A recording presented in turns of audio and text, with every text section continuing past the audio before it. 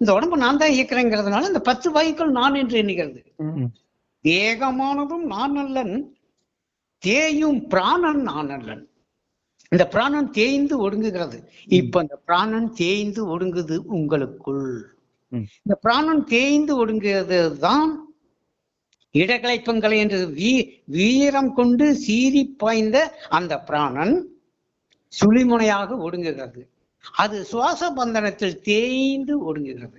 அப்போ அதை சொல்றார், தேகமானதும் நான் அல்லன், தேயும் பிராணன் நான் அல்லன், சோக மாமனன் நான் அல்லன், சோகத்தை உண்டு பண்ணும் மனம் நான் அல்லன். சுத்த அத்வைத சிவோகம், சுத்த அத்வைத சிவோகம். அகம் பிரம்மாஷ்மி. இதெல்லாம் நான் பாடி தெரிந்த இது ரத்தின சத்குருவின் பாடல். அகம் பிரம்மாஷ்மி, இது ஆதி வேத நீத போதம். அகம் பிரம்மாஷ்மி, அகம் பிரம்மாஷ்மி. 5 பூதமும் நான் அல்லன், அந்த கரணம் நான் அல்லன், பஞ்ச கோஷமும் நான் அல்லன், பராபர பொருளை நான். அகம் பிரம்மாஷ்மி, இது ஆதி வேத நீத போதம். அகம் பிரம்மாஸ்மி, அகம் பிரம்மாஸ்மி.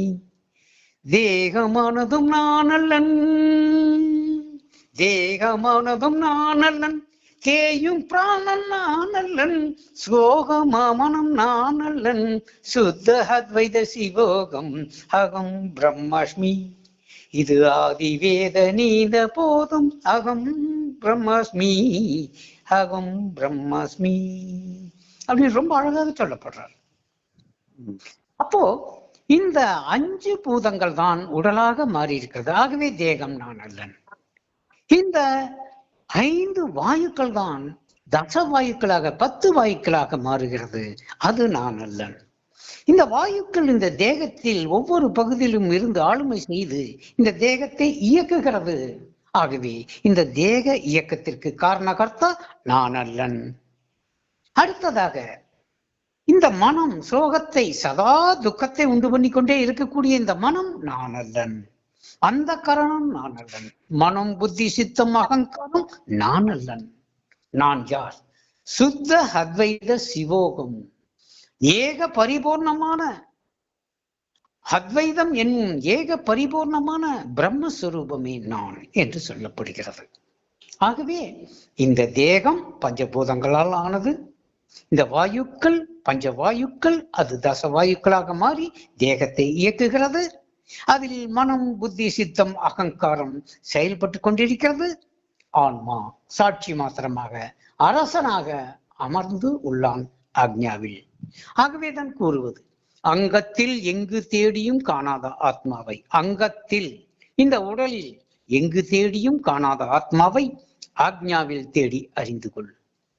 ஏனென்றால் அது ஆன்மாவின் இருப்பிடம். இதை சிலர் சொல்கிறார்கள், இந்த ஆன்மா தலையில் இருப்பதாக, இன்னும் சிலர் ஆக்ஞாவில் இருப்பதாக, இன்னும் சிலர் இருதயத்தில் இருப்பதாக, இன்னும் சிலர் உடல் முழுக்க வியாபித்திருப்பதாக. ஆனால் உண்மையில் ஆன்மா அமரும் இடம் அது ஆக்ஞா. ஆக்ஞா உன் அரியாசனை, அதில் எண்ணங்கள் அமர இடம் தராது.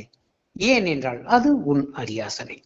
ஆகவேதான் இந்த சாம்பவி முத்ரா என்கின்ற பாதி விழி திறப்பு இந்த பார்வைக்கு அதிமுக்கியத்துவம் கொடுப்பது.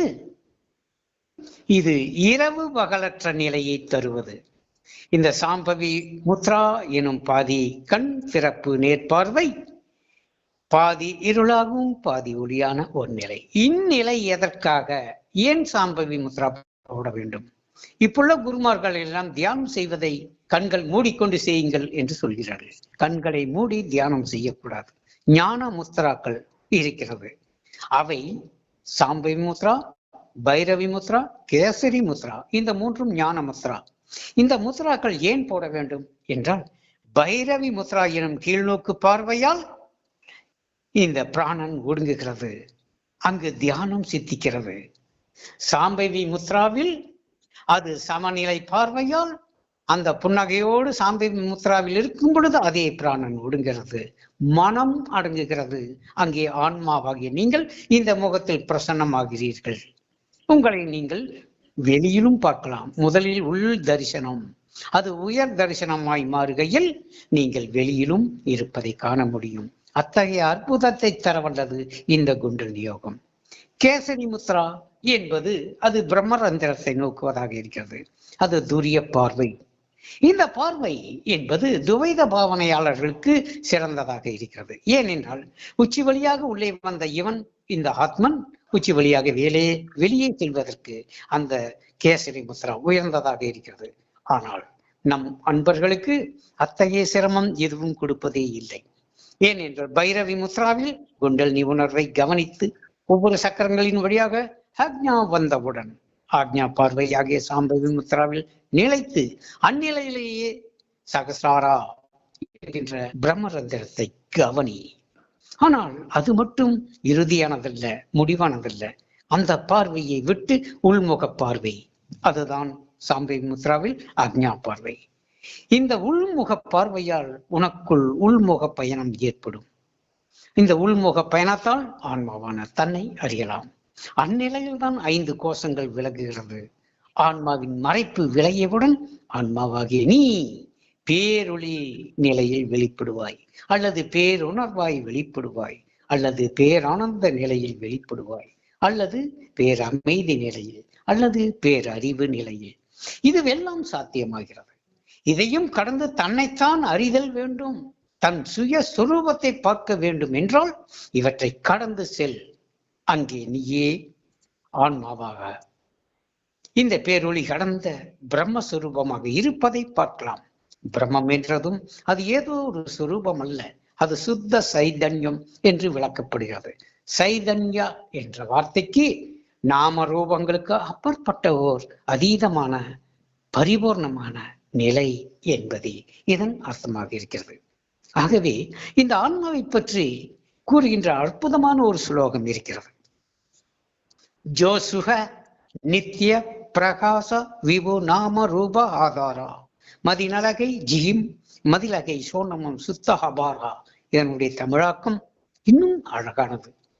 ஜோசுக எது சுகமானதாகவும் நித்தியமானதாகவும் பிரகாசமானதாகவும் விபுவாகவும் எல்லையற்றதாகவும் நாம ரூபங்களுக்கு ஆதாரமாய் இருப்பதும் இந்த நாம ரூபங்களுக்கு அப்பாற்பட்டதாயும் இருக்கிறதோ அத்தகைய சுத்த அபார வஸ்து என்றுதான் சொல்லப்படுகிறது.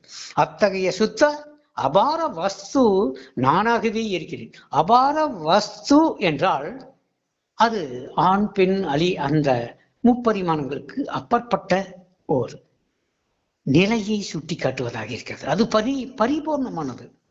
ஆக அத்தகைய சுத்த அபார வஸ்து அது நானாகவே இருக்கிறேன். ஏனென்றால் அங்கு இறைவன் என்று ஒன்று இல்லை. இறை தத்துவங்கள் எல்லாம் மாயைக்குள் வருகின்ற தத்துவங்கள். நன்றாக கவனியுங்கள்.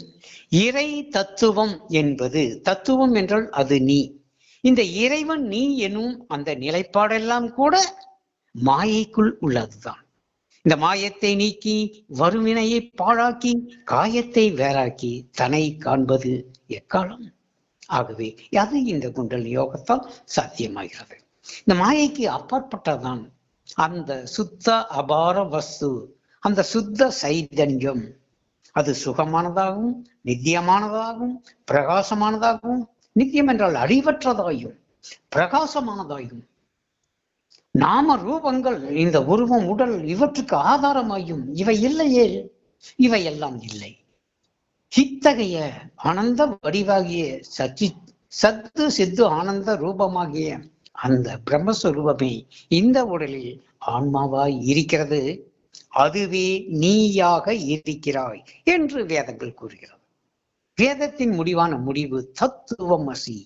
தத் என்றால் அது, துவம் என்றால் நீ, அசி என்றால் ஆகிறாய். அதுவாக நீ இருக்கிறாய், அதுவே நீயாக இருக்கிறாய், அது நீ ஆகிறாய் என்று இந்த படித்தரங்கள் இந்த சீடனுக்கு உபதேசிக்கப்படுகிறது. முழுமையான நிலையில் அது நீ, நீ அது, அவ்வளவுதான். ஆரம்பத்தில் தான் நீ அதுவாக இருக்கிறாய், அது நீயாக இருக்கிறாய். அந்த இருமை நிலைகள் சிறிது தலை தூக்குகிறது. முடிவான நிலையில் அது நீ, நீ அது, அவ்வளவுதான். அதற்கு மேல் எதுவுமே இல்லை. இத்தகைய ஆனந்த சுரூபமாக்கிய தன்னை அறிவதற்குத்தானே இந்த யோகமும் ஞானமும். இதை அறிந்து தானான தன்மயமாய் இருப்பதற்கு சாதனா இன்றி உலகில் ஒன்றை சாதிப்பார் இல்லை. சாதனா புரிதல் வேண்டும். ஆகவே அந்த சாதனா என்பது ஏதோ கடுமையானதல்ல. ஆனந்த நிலையில் இருந்தவாறு அனுபவிக்கும் அற்புத நிலையே இந்த யோகமும் ஞானமும். மற்ற யோகங்கள் எல்லாம் கடுமையானது, துன்பம் தரக்கூடியது.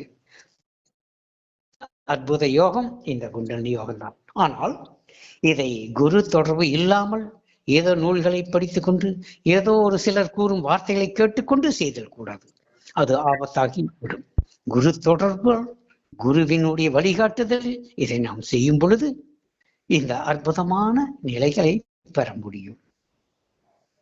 ஆகவே இதை புரிந்து கொள்வதற்குத்தான் இந்த சத்சங்கம். சத்சங்கத்தே நிசங்கத்துவம், நிசங்கத்துவே நிர்மோகத்துவம், நிர்மோகத்துவே நிசலத்துவம், நிசலத்துவே ஜீவன் முக்தி என்று சொல்லப்படுகிறது. நீங்கள் யோகத்தில் எந்த முயற்சிகள் செய்தாலும் அது ஓரளவுக்குத்தான் பலன் கொடுக்கும். சத் சங்கம், இந்த குரு தொடர்பு, இந்த ஞான விசாரம், இந்த ஞான விசாரத்தின் வழியாக அந்த ஞான பாதையில் முழுமையான ஏகத்துவம் நிலையில் நிலைத்தால் மட்டுமே இது சாத்தியமாகிறது. அது மிகவும் சுலபமானதுதான். ஞானம் மிக மிக சுலுவானது, ஆனால் அது சிறிது கடினமானதும் கூட என்று கூறப்படுகிறது. கடினம் என்பது என்ன? தேகமே நான், போகமே முக்தி என்று தேகாத்ம புத்தி ஒன்று தெரியும் இந்த ஜீவனுக்கு. ஆன்மா நான், அந்த ஆன்மா வகை நானே பிரம்மம் என்பது அது கடினமானதாக தோன்றுகிறது. ஆனால் மிகவும் சுலுவானது எது? குருவினுடைய சத்சங்கத்தாலும் நேரடி பயிற்சியாலும் அவன் பெறும் அந்த உபதேசம் இந்த ஞானம் மிக சுலுவானதாக மாற்றி விடுகிறது. ஆகவே இந்த யோகமும் ஞானமும் தான் நமது இரு கண்கள் போன்றது. அதில் ஆன்மாதான் வெளிப்படுகிறது ஆக்ஞாவில். ஆகவே பயிற்சி செய்யுங்கள். என் அன்பு நிறைய அருளாசை. நன்றி செய்க, நலமே பெறு.